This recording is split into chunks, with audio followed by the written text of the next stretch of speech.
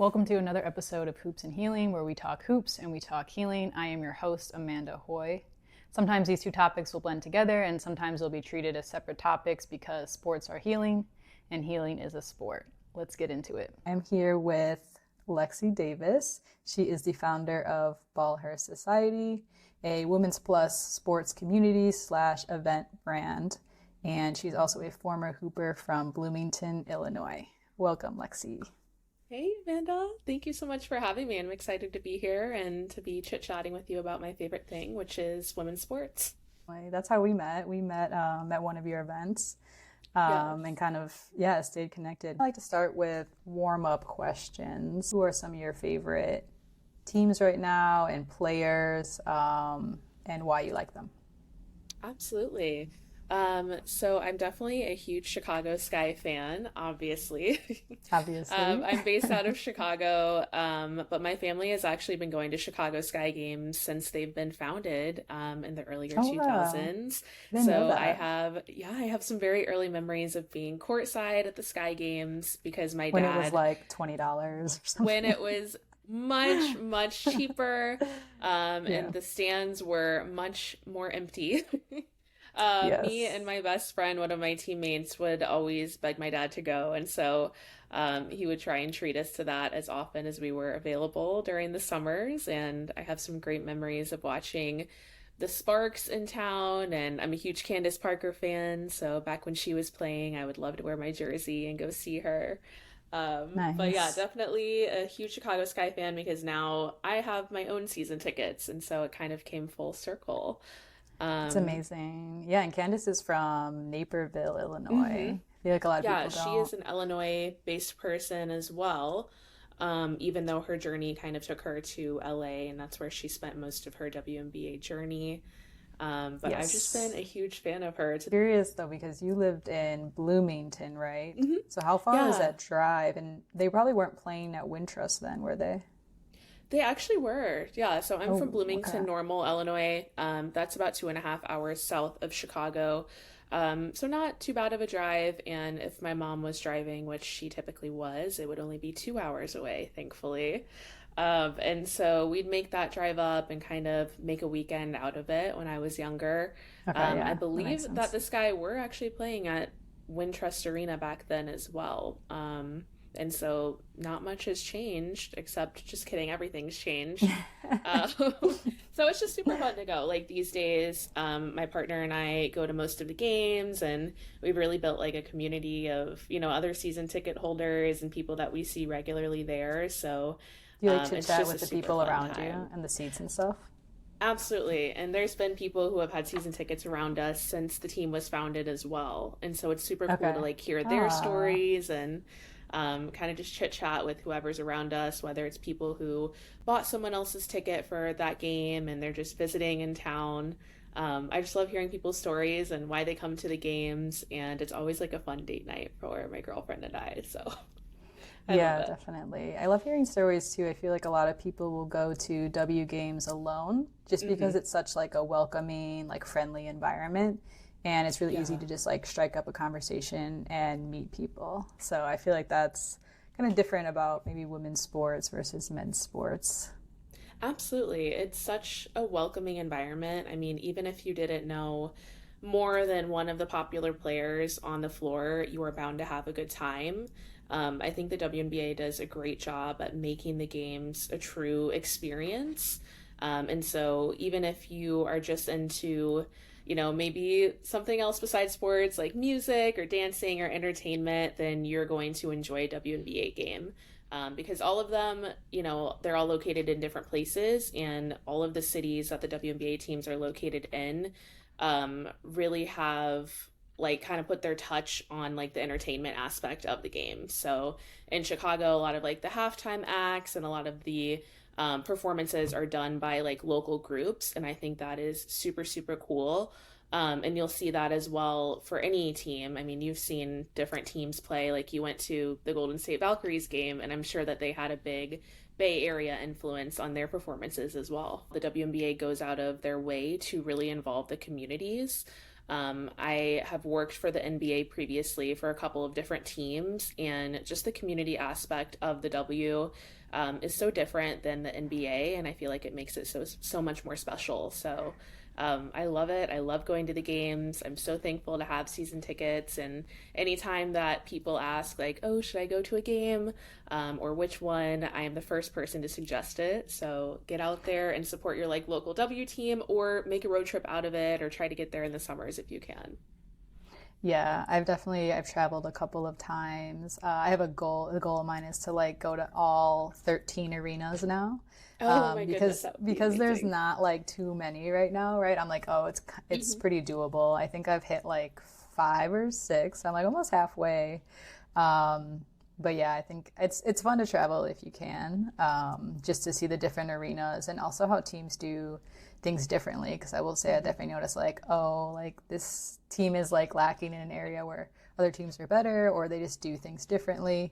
And then yeah, it's just cool to see the arenas. I think the Atlanta Dream Arena is like at the top of my list because whenever I've seen it, I'm like, oh, it looks really cool. It gives kind of like an old school street ball vibe, Hmm. if that makes sense, like a retro looking arena. And I feel like it's Yeah, different than the rest of them. So yeah, I think going to an Atlanta game would be cool. that's next on the list for you. Yeah, ideally. My That's mom wants to amazing. go back to San Francisco already, though. I know. And when I saw that you were there, I was like so jealous because that is at the top of my list.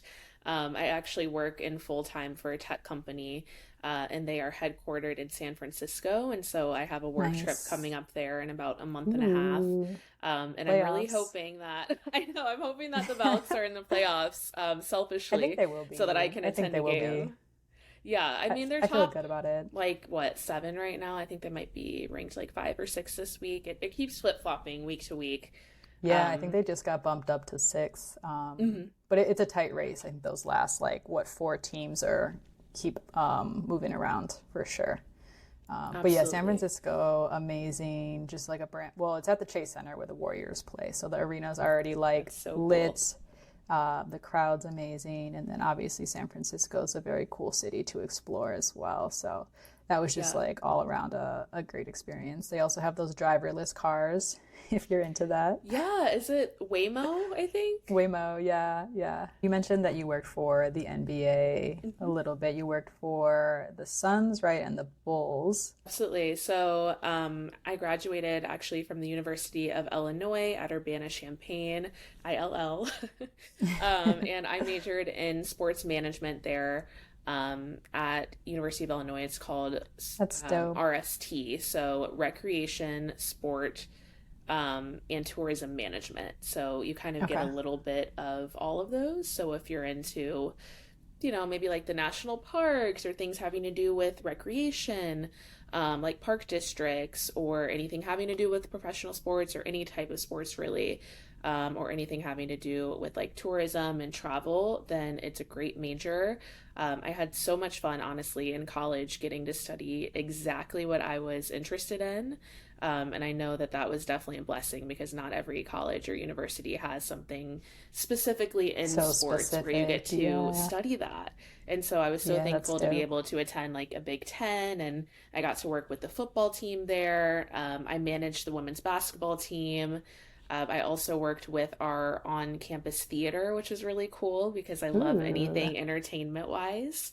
Little High School And Musical, yes, theater and sports. theater and sports are my two very favorite things. And so it was so fun to study that. And that led to me, I graduated in 2020. I originally had a job lined up actually with the Walt Disney Company and the Disney College program. And so Okay. my original plan was to move to Orlando in May of 2020, start my college program, and eventually kind of transfer over into like the ESPN world of things, Okay. because I always knew that I wanted to do something with sports, possibly broadcasting, because I've always loved journalism as well. Hmm. However, 2020 had different plans for me. So, Yeah, I was gonna say not you graduating in 2020. I did not know that. yeah, so that was the year, of course, when COVID-19 affected the world. And so I feel like many people's lives got derailed, especially those graduating from college and including mine. So unfortunately, the Disney College program that year got pushed back, and I had to kind of scramble and line something else up for me, even though I had had that lined up for about a year prior. That's Um, crazy. Yeah. yeah, it was crazy. So I ended up just staying and working in Champaign, Urbana, until December of 2020 when I moved to Chicago with my college roommate. And I Okay. was working some more like hospitality jobs. I worked like a leasing job, just until some things that actually had to do with my major opened up. Hmm. And finally, in January of 2022, I started with the Chicago Bulls in their sales program. And that was just for 6 months. It was like kind of like an internship for Hmm. postgraduates, really just to give you a taste of, corporate culture, especially in the professional sports world, because Right. it's so niche and different. Um, Yes, and so, definitely. yeah, that was like a good experience there. I got a lot of sales experience. They really went deep into the specifics of like the sales cycle and how that works for sports, but the NBA specifically. And I feel like it was just a great place to start out my sports career, obviously being one of the most well known and notable sports organizations in the world. So that Yes, was super cool. definitely. Did you get to like attend all of the games or like meet the Yeah. players or kind of like, I guess what was like a day to day working there like? It probably changes every day, but. Definitely, yeah. So my job was to obviously sell tickets in the Hmm. seasonal, like, rotational ticket program there that they have the postgraduates do. But we focused on a little bit of everything because they really wanted to give us a taste of different things, knowing that a lot of that was like a lot of our first jobs, like a lot of our first corporate jobs. Right. And so we really focused on a lot of trainings on the sales cycle specifically. And then we focused on like B2B, so selling to different like businesses in the area, reaching Like out group about, tickets. yeah, like reaching out about either group tickets or selling our suites for maybe something a little bit more formal for like either business meetings or maybe bringing clients for client meetings. But we also focused on B2C selling, so really just going down a list of people who had interest in tickets and just picking up the phone and cold calling Hmm. them, which was so scary, having that be like one of my first jobs, just calling random people in the city of Chicago and being like, hey, this is Lexi with the Chicago Bulls. You want to buy some tickets? Specifically like Chicago. You never know who you're gonna Exactly. get.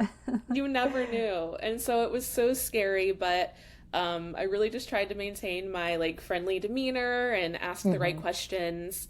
And from that, I actually made a connection with someone who works at my company now. And I currently work in tech. And so I think that was meant to happen. I was definitely meant to work that job because it led to where I'm at now. But it wasn't immediate. That's So cool, after yeah. the Chicago Bulls, I actually ended up getting kind of like an external promotion. So I ended up moving to Phoenix and working for the Phoenix Suns, in more of an account manager position there, but very similar. Had a book of business and just kind of maintaining those season ticket holders, entertaining them at the games.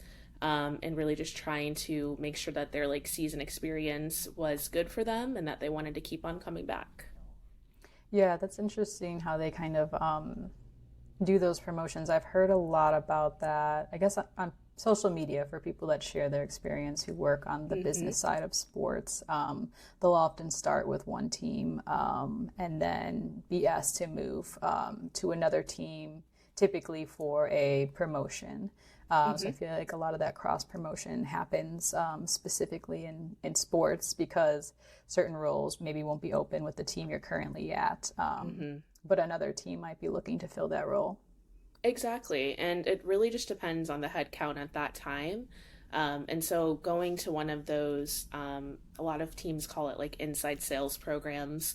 So Hmm. going to one of those programs and completing that, you really get to kind of understand yourself more and what you enjoy working, I guess, as much as you can enjoy work, and Hmm. kind of what department you can see yourself in long term. And so from that experience at the Bulls, I realized I like more of the account management side where I get to work with people who are current spenders and currently have season tickets. And eventually I was hoping to go into maybe like premium suites and sales. and getting to work on more of the business to business side. But thankfully, from the connections that I had at the Bulls when I was in Phoenix, I realized I really didn't like it, and I really missed living in like a larger metropolitan city that was more walkable. And Yeah. so I was able to use those connections that I made at the Bulls to get a job in tech here in Chicago. And I actually moved back 9 months after moving to Arizona. So I'm happy I tried it out, but it wasn't for me. But I think you should definitely always just try to take a risk in your life when you're young and you have the time and Yeah. the resources to. So I don't regret trying things out over there, but I'm really happy that I was able to come back and work for a really reputable company here and kind of start my career in tech. Let's transition a bit into your playing experience because Yeah. you played through high school. Hmm. So we talk a little bit about like when you started playing and when you got more serious about the sport. Definitely. Yeah. So I played basketball from the time I was 6 years old until I graduated from high school. So through 18. I started, what is that, first grade maybe? It was one of the first like kind of organized sports that I played, and my dad was my coach. Our team Love was that. light blue and white, and we were called the Angels.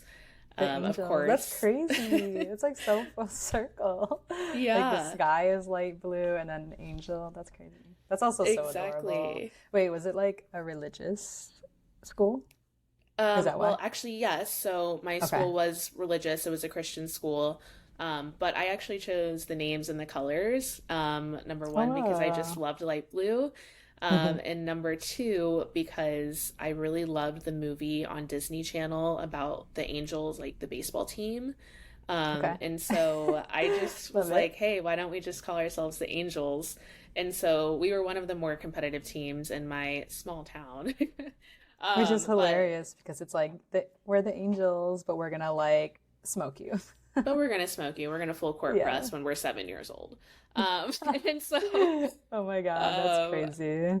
yeah, I had the best time. I mean, growing up, like I said, my dad was my coach from the time I was 6 years old through the time I was 18. So he coached me my entire life. And he definitely was a great coach and a role model to a lot of girls in the central Illinois area. And it was so fun to be able to like make friends from outside of my small like private school that I attended. Hmm. Especially being, like a black girl in the suburbs, I have like to be able to participate in sports outside of school and really just meet other kids of color and black Hmm. girls that look like me and kind of could share some similar experiences as me. So yeah, basketball was really my entire childhood. I mean, you ask when it got competitive, and for me, that was like second grade. Like I was right playing, away. yeah, That's like right away, I love that. basically. I was playing like in every type of league that I could play in. And we were pretty much the most competitive team in our area, and that continued like into junior high school. It was me and another girl were always kind of head and head, like the best players. And so I ended up going to her junior high school, which was a Catholic school in our town. You guys And teamed up then, as the best yeah, players. teamed up. And then I ended up going to the Catholic high school, and I played with her all 4 years. And we had, a fantastic experience, some of the best years of my life. I love that. I love that you got competitive so early because I feel like when I first started playing, I was just like, oh, I'm just Just for playing fun. as a kid. Yeah, I also played a bunch of other sports too, so kind of testing everything out. I feel like I didn't get like more serious about basketball until like maybe like I guess fifth grade and then heading into middle school. Hmm. Especially when at least where I grew up, it was like co-ed for a while, and then eventually, like at some point, they split you off, and I would usually be like the only girl playing, and so then Really? when they like, yeah, like when it was co-ed, I was always like the only girl. So I guess Oh I was like no. co-ed, but they allowed girls, but there weren't any other girls playing. And Okay. then when they like were officially like splitting everything by gender, I had like so many more years of experience compared to the other girls Hmm. that were like just starting to play much later. And so I was like a standout player, obviously. And not only was I playing with like boys, but it's been like playing for a few years. So that's when I was like, oh, I'm Interesting. like pretty good at this. and just started to get more serious. And then, yeah, my mom would, sign me up for more leagues and hire trainers and that kind of thing. My goal is just to play for like a top academic school with the best athletics possible. And so that's really what I was training for, because my dad's a physician, and so I really wanted to follow in his footsteps and be like an orthopedic surgeon, and just stay related to sports in like a medical capacity if possible. But even that changed when I got to college. So, you can never really plan your life step by step. But what I was doing was really trying to just be involved in sports in every way that I could. And that really started and ended with basketball. But I definitely tried everything in between. Like, trust me, I tried like softball because my mom played that.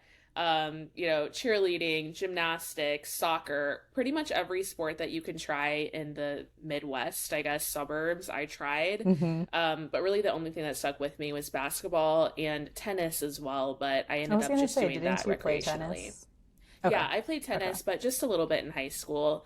I really preferred more of a team sport, and I have like really high anxiety, so I didn't really like to be, playing singles by myself on the court. That gave me a lot of just anxious feelings, and so I just stuck with basketball to play at a more competitive level. Yeah, every sport I played was always a team sport, and I never really it wasn't intentional for me. I had just kind of always happened that way. So I've never done any type of individual sport. I know in high school I was like, they were trying to recruit me to like the track team. Ooh, I tried that too. Yeah, but it was after basketball season, and I was always like dead. I was like, I cannot and there wasn't even really a break because AAU started. So I was like, I don't even really like have the time anyways. So yeah. Always play team sports. Yeah. I completely agree. It's like when you start off with team sports and you're used to having that camaraderie, and that support, if you are off one play, then maybe somebody picks you up the next, then it is very, very difficult and different to go into something that is more kind of solo like tennis was. And so although it felt like a good reprieve from basketball, it was a bit slower and it allowed me to focus on myself. At the competitive level, I didn't prefer it. And so I kind of just stuck with that being like my recreational sport. And like to this a hobby, day, yeah. Yeah, to this day, like I play tennis recreationally. And I don't play basketball anymore just because I really spent half of my years on this earth playing. And I kind of left that in the past, because I got injured in high school. So these days I just kind of play tennis and pickleball recreationally, and that's about it. Pickleball is super fun. I like to play for fun, for sure. So you touched on your injuries. You tore your ACL. Can you talk a little bit about that experience and some of the hardest parts about that, and how you got through it? Yeah, definitely. So I feel like this was around the time when so many women were starting to tear their ACLs, which is super unfortunate. That it's continuing to happen today. But I think it was back in maybe 2013, 2014, where I tore both of my ACLs. But the first time that I tore my left one was in an AAU game, actually at the Nike Chicago tournament that happens every year in July. We were playing there, and I had some scouts there to watch me, and I came down from a rebound, and just immediately one of my legs just like gave out, and I heard a snap, and I just screamed. Oof. And I had heard about people tearing their ACLs, and in that moment I knew that I tore my ACL, and I'm like, wow, that was the worst pain I've ever felt in my life. And I had to be helped off the court and just watch the rest of the tournament. And actually that was my first big injury. I was trying to think. I mean, I had rolled my ankle a million times like everybody does, and fracture fingers. Like, just like the little stuff like that. But to have like an injury where you're like laying on the court in the middle of it and it's like super embarrassing because you can't move, that was the first one. And I'm like, God forbid this happen again. And then 6 months later, I'm in like our state tournament at Illinois State University. We're playing one of the top teams from Chicago. I know like a Rutgers player was playing against me, and we were kind of neck and neck. And on a fast break, a girl like pushed me, and I felt the same pain but in the other leg, and they had to carry me off the court, and I knew that That's I tore my crazy. other one. So it was a tough year. That was so the first one was the summer before You, my junior year, and the second one was in the state finals of my junior year. yeah, for them to be 6 months apart, like you probably had just come back from Mm-hmm. recovering from the other one. I would even say six I months is had. like short.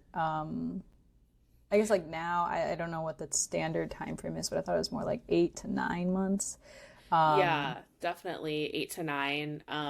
However, I was competing at like such a high level, and junior year is so big to, people who are to going to be playing miss. in college. And so I Yeah, actually ended up just taking 5 months for my first injury.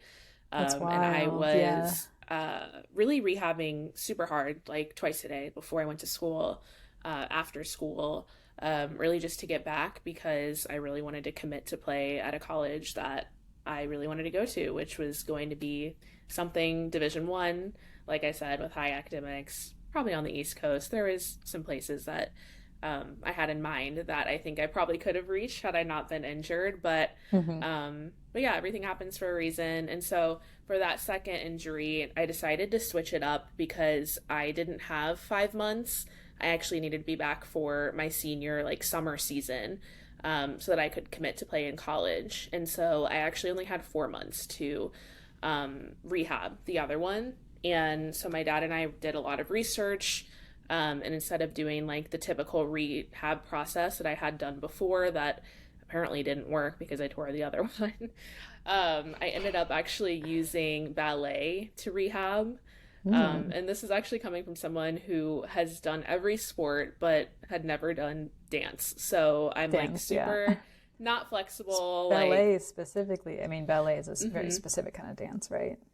It is. And ballerinas and those who do ballet have like some of the lowest percentages of injuries pertaining to like Interesting. knees and ligaments and stuff like that. Because they're so Um, flexible, right? They're like always yeah. stretching. But it's not about flexibility, it's about strength. And so they're Mhm. constantly working out like a wider range of muscles than somebody who plays like a sport with a ball is doing, right? Like soccer, Hmm. basketball. We're just using like a small amount of muscles. But dancers, specifically ballerinas and those who do ballet, are using like almost all of the muscles in their body for different things throughout the day. Like all the small Um, ones. It kind of seems like, mhm. is it kind of like Pilates almost? Yeah, I feel like it would have definitely some similar movements, and that's probably why people are doing that a lot these days too. Mm, for like injury Um, prevention. Yeah. yeah, more preventative than anything. And Interesting. so I did ballet for 3 months straight. I would go every day after school, and it was the hardest thing I've ever done. It was harder than any basketball practice, harder than any track practice, any soccer practice. It was the hardest thing I've ever done in my life was ballet at 17 years old. rehabbing Right. rehabbing an injury, of course. So I'm not at full strength either. And I think when I put my mind to something, I do it. Hmm. So, yeah, I had a timeline. It was my entire life's work that was at stake, and so yeah, I made it Right. work in 4 months. And it was the hardest thing I've ever done. And looking back at it, I definitely wish I would have taken more time. But when you've worked for something so hard and Yeah. there's a certain time you have to commit to something that you've been working towards, you really want to get there. So, yeah, Yeah, and that's what like you it is. said, like high school is short, college is short. Like you really do Hmm. have like such a short time frame. You can't like sit out for a year plus No. and miss a whole year, especially in the recruitment years, the heavy recruitment Hmm. years, which would be like junior and senior year. Um, Exactly. yeah. So I think like looking back at it, the process had just showed me that, dang, I really wish I would have been a multi sport athlete instead of focusing so much on basketball and Mm, just doing basketball year round and training with like trainers, doing weight training and running and stuff like that. I wish I would have done sports that worked out other muscles. So, man, I wish I would have also played tennis and soccer or softball and just had a range of different sports that I was doing so that I was yeah. working my body consistently throughout the years but in different In ways. different ways. Hmm. Yeah, that's really interesting. Especially not at the time, I never thought about that. But yeah, I mean, trying different things in general is just a really good thing to do. Hmm. But yeah, when you think about it specifically in terms of injury prevention, and just using different muscles, and yeah, it's Yeah, really smart. I think it was big when I was growing up to specialize in a sport when you were good at it and when you could see that there was probably a path forward in it. But I think since then, like parents have encouraged their kids to do multiple sports in a year because of the research that's come out, especially about women and girls, where our knees, our muscles, they need to be worked in different ways, in order to Hmm. keep up, in order to play long term. So I always encourage people to be a multi-sport athlete if possible. Don't specialize until you're junior, senior year if you can. Like try and play Hmm. multiple sports throughout the year as long as you possibly can, because that's going to lend you the best body that you can have to be an athlete long term. Yeah, and you're going to meet different people too. That's also Hmm. a cool part about it, right? Like with basketball, you're kind of going to be running with the same people, but if you try other sports, you can meet other people as well. Um, Exactly. You build that community. yeah. I also know Yeah. there's like a theory going around right now, which I guess it's not fully backed up by evidence, but how when women are menstruating, they're more likely to tear their ACL, and how players have come forward and said that they were menstruating when they tore their ACL, and Hmm.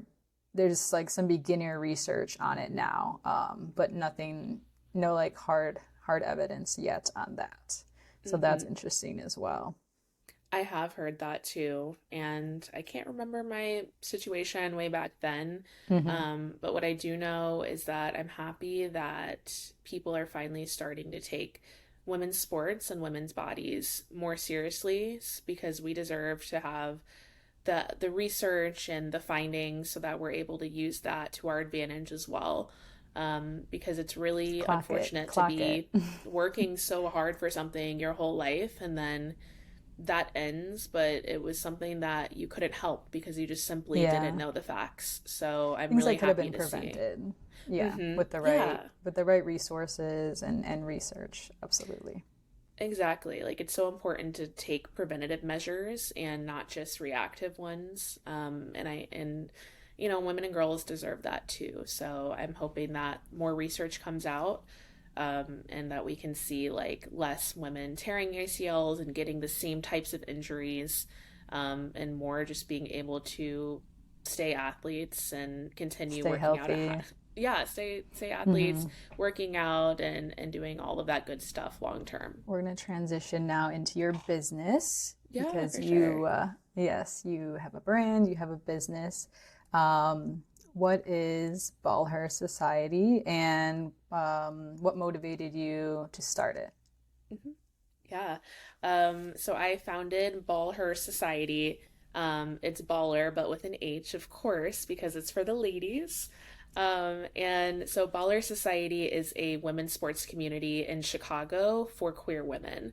The reason I started it is because I was looking to watch the Unrivaled basketball games, in their inaugural season with a group of friends, and unfortunately could not find that group of friends easily, because none of my friends at the time liked sports, or if they did Hmm. like sports, they didn't particularly like women's sports and didn't really have an interest in knowing women's sports and They just watching. didn't know anything about women's sports, probably. Yeah, they didn't know about it. They weren't really interested in watching something like that, watching something new and not established, or watching women's sports at all. And so I Hmm. realized after doing some Instagram searches and looking for some type of women's sports community or watch parties and stuff like that, what I was looking for didn't exist yet in Chicago.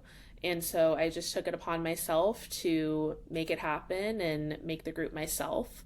And so what my group is it started off as just watch parties for women's sports, particularly women's basketball, because if you can't tell, that is my expertise. Hmm. And so I threw my first watch party in January of 2025 of this year.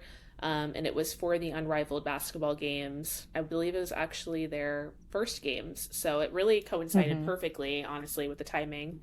And so I just kind of put it out there. I made an Instagram. And honestly, I was pretty scared because I didn't know if anyone would come because, again, I didn't really know anyone in this community who would like Right. sports and want to watch women's sports with me. And also, I put an emphasis on having it be for queer women. And I really didn't know too many queer women in Chicago as well. I had just a few friends. They weren't super sporty themselves. And so Mm-hmm. I'm like, I'm sure that they exist. I just don't know where to Right. find them.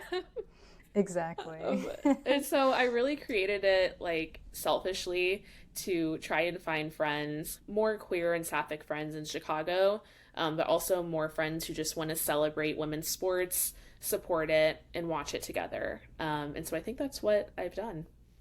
Yeah, I love that. Really, I mean, sports in general, I feel like the core is like community based. Like we've already kind of touched on how sports have been a community for us, like they are for many people. I think your event too, it's really about community and like bringing people Hmm. together. I think there's so many people out there that want to watch games or want to talk about women's sports, but they don't have anyone. Hmm. Um, just like kind of like your experience. So I know there's a lot of people out there that are looking for events like this, and it's cool to see more and more of them pop up, not just in Chicago too, but all over. And it's kind of like if you're looking for something and you don't see it, create it yourself. Make it Um, happen. yeah, and I love that that's what you did, right? You didn't just kind of like wait for people to find you. You were like, Hmm. I'm going to create something that's going to bring people together. And I think you've done an amazing job with that. I know I've attended multiple of your events, and they're all really amazing. Thank you so much. I really appreciate that. I would say, honestly, one of my favorite quotes that I've heard this year has been just make it exist. You can perfect it later. And I Yes, I feel love like that that is one. what I was kind of living by like this last year, because I was very nervous. I was kind of stepping into a community that I didn't know too many people in, which I would say was kind of the queer community in Chicago, but more so the sapphic community in Chicago. And then I was also looking to build a community of women's sports fans. And so I'm like, I know these people exist. I just need to find them, but how can I get them to come to this when I don't know them? Because I know for me Hmm. personally, I prefer to attend events and to give my time to people that I know who are curating a space that I can trust, and Right. that I feel comfortable in. And so for people to show up and they don't personally know me, was Building the super trust is touching. And hard. Yeah. yeah, and In I the felt so beginning. thankful to see that people really wanted to show up for me and solve the vision. And yeah, I made it exist. It by no means was perfect then and is not perfect at all now. I think I've gone Event through like planning is three never name perfect. changes. Yeah, no, literally. So I many like it things go started wrong with event planning. Like 100 things can go wrong. It's not for the weak at all. So exactly. I give you There's a your million flowers for things. sure. No, it was so tough. Like, I didn't even know where to start, how to book a venue, where to book a venue. Like, there were just so many things I had to learn, but I knew that I needed to do it because, like, my heart was just leading me to find people who had this interest because I know that they were out there. And Right. so it There was started. definitely, I mean, there is definitely a market for sure. Yeah, absolutely. And so it started as Sapphic Women's Sports Fan Club, which I was like, oh, it's kind of putting everything that I'm about in the name. It's for Right. the Sapphic It and was giving queer women's description. community. Yeah, like it's very clear. Hmm.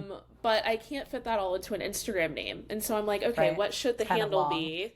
Exactly. And Yeah. then that was getting confusing because no one could remember that name. So that only lasted like one event.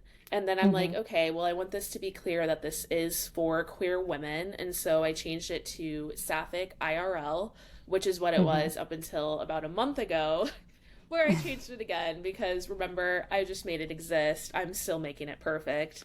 And Hmm. so now it's Absolutely. BallHer Society, baller with an H, because we are women ballers. And I want it to be clear that this is for the women who love sports, played sports, want people to watch them with, want people to talk about them with in a non judgmental environment. And I hope that that is what I'm creating. And I'm super excited to go into the fall and winter months when people are a little bit less busy and are looking for that community, Yes. and to hopefully provide some fun and unique stuff for people who love sports in general, but particularly women's sports to get together. Yeah, I really love the new name. And yeah, I Thank like you. that quote as well. Really big on, like start messy Hmm. and just, be aware and be okay that it's going to be messy, but you're going to get better. And if you really care, right, if you put intention into it, you'll get better quickly too. And you've grown quickly. I think when you changed to Sapphic IRL, you Hmm. really blew up on social media, and your events as well really started taking off. So I think that's super important. I think a lot of people wait until like they feel ready or until they're Hmm. like going to be good at it before they start, which I mean, honestly, when you say that out loud, it sounds ridiculous because you're It not going to be good if does. you don't start. It Um, does. yeah, but I think a lot of people are worried. Like you said, you were scared, and I think that just holds a lot of people back Hmm. from moving forward. So I think it's awesome that you found, the strength, the courage, whatever you want to call it, Hmm. to move forward and take those 100 steps to get there. Like you said, calling Yeah. venues, doing all the social media work, doing all Hmm. the marketing, like just really taking it step by step because it is a lot of work too, and try not to get overwhelmed too by all of that. Yeah, it definitely is a lot of work. And I think my situation is unique in that I am the sole founder, operator, CEO, creative director, chief of marketing. I am everything for my business. And I do have a full time marketing job as well in tech. And so just finding that balance between, of course, working full time, taking time for myself, spending time with my partner, with my family, and also spending time with my friends. And Right. just, It's a lot. having that balance has been like really a learning curve and it's been really tough. But I think that throughout this summer, like I've had over 20 events already, and I had just set out That's to have crazy. That's one amazing. event per quarter this year. I wanted to have four events. And so, yeah, it was scary to jump in and have that many events. And when I tell you, Amanda, some events I had three people attend, some Mm. events I had 150 people attend. But for me, it was important to show up the same amount for every type of event. And I feel like I did a pretty good job of that. And I'm hoping to do an even better job going forward at creating spaces that people actually want to see, whether they be casual, free meetups where we're just all meeting at a bar that we choose and watching a couple of games, or whether they Hmm. be the More larger casual. parties. Yeah, that I'm like planning and bringing in DJs, photographers, and stuff like that. So I'm Hmm. really just hoping to like work with the community and take feedback and really just organize what people want to see because I know that that is a skill of mine, and I'm just happy to do that for the community and hopefully continue to make new friends and build community in Chicago through that. Definitely. I like what you touched on too about how, some of your events, it could be a very low turnout, and some of your events are huge turnout. And I think Hmm. that's also important to keep in mind, to keep moving forward and being consistent, even if you're not necessarily seeing the results every week or every month, but just to keep going, right? Because I think some people make, oh my God, three people showed up. Like, I don't want Hmm. to do this anymore. But just knowing to kind of expect that and to push through it. And I Hmm. think, like with content creation, since I've been doing more of that, I'll post something that I think will do well, right? I'll get like 7 likes. And then Exactly. I'll post something the next week and it's like over 1,000 likes. So I Hmm. think it's just kind of like just knowing that like it's an up and down game. And Yeah, just being able to like ride that wave and not let it like throw you off. I think that's important. exactly. And Yeah. I think that's probably where, our tenacity comes from being former athletes. Like, was I ever giving up when I was doing ballet at 17 years old and somebody who couldn't even touch their toes? No, I was going in every day. I was rehabbing my knees because I had a goal of committing to a college to play college basketball, and I wanted to Hmm. meet that goal. And so, yeah, I had some events this summer where two, three people showed up, and it was the four of us in a bar. But guess what? We had a fantastic time, and It's we watched the intimate. game, and we It's enjoyed each private. other. Exactly. And Yeah. I'm still, I'm friends with those people. And I got to build that up with them. And then Hmm. it ended up being just as fun as my larger parties of over a More 100 one-on-one people. Lexi time too. Exactly. I And know. not I'm being like, pulled I in don't like know a who hundred wants that jump directions. scare, but but yeah, it's like you have to keep going, and I think that really is a trait of former athletes, just the ability to Mm. push through those hard times. And so I'm hoping that I can continue to do that, and I hope that for all my friends, I have a lot of amazing creative friends, you included. And so I'm like, however I can support, let me know. And I always appreciate your support. And that's really what it takes to build these communities is making these friends at our events or, through Hmm. whatever you're doing and maintaining those relationships and being there for each other. Yeah, definitely. Building the connections and having a support line is super important to just someone to, ask questions. I know sometimes you'll text me about some of your ideas, Hmm. and I can just give like text you back some quick ideas. And I think that's so important to have people around like that because like you said, we're wearing so many hats, kind of doing everything as we launch our projects. But we don't always have to feel like we're doing everything alone. Exactly. Like having a network of creative people around is important too. Exactly. I so agree with that. And I love that. Okay, I That's think so that's all sweet. the main questions I had. I like to Yeah. end with a closer question. Okay. Well, it could be a two-parter, it could be a one-parter, whatever you like. But I like to ask your all-time favorite hoops memory. It can be as a player or as a fan, Hmm. and or a healing practice present in your life that's kind of been helping you. You can answer one or you can answer both, whatever you're comfortable with. Okay. Absolutely. Well, I have an answer for both of those, so I'll jump right Awesome. in. I have too many hoop memories to count, to be quite Yeah. honest with you. But I guess if we're looking at some of my top ones and to narrow it down to my one of my favorites, I'll share. Like I mentioned previously, my dad was my basketball coach my entire life, and I also have a younger brother, a couple of years younger than me, who he coached and who ended up actually playing in college as well. Nice. And so we were a very sport focused, a very basketball focused family.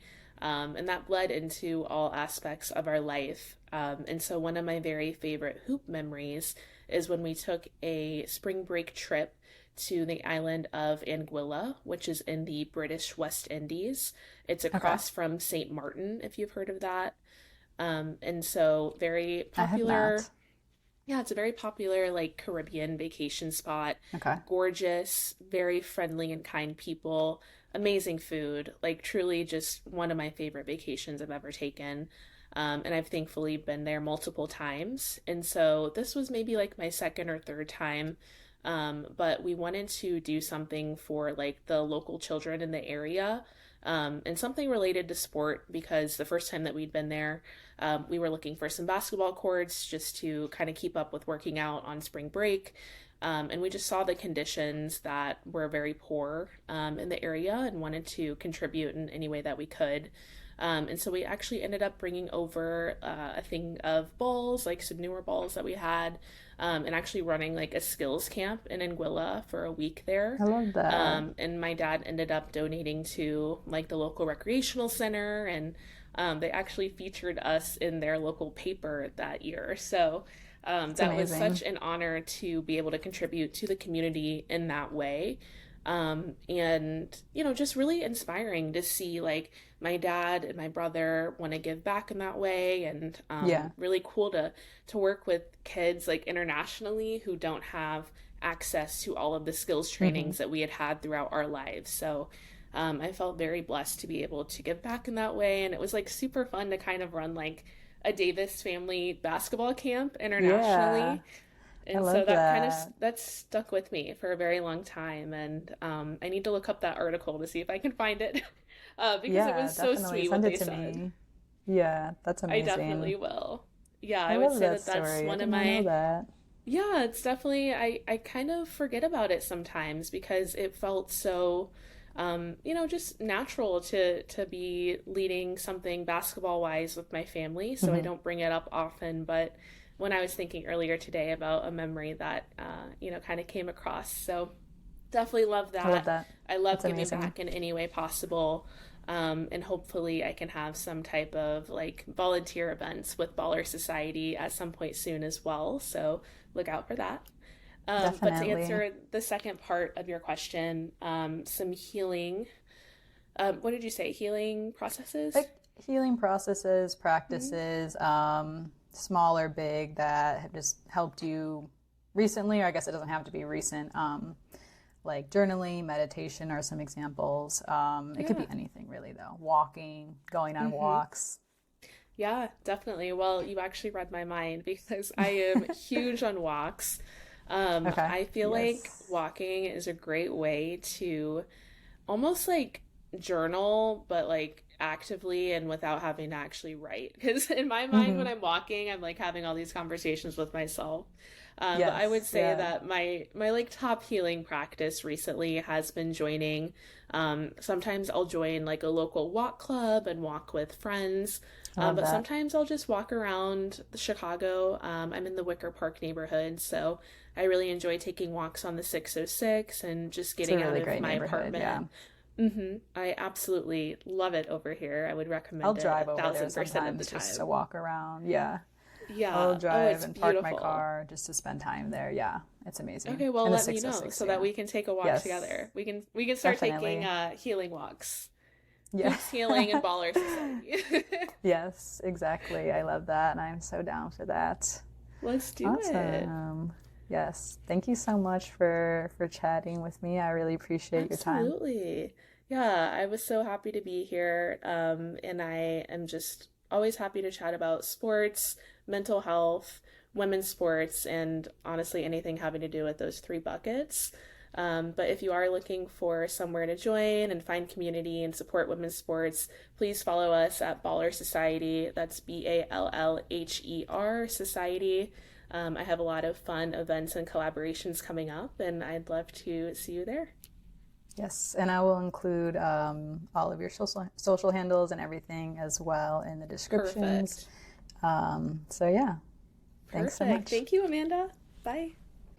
Thank you for listening to another episode of Hoops and Healing.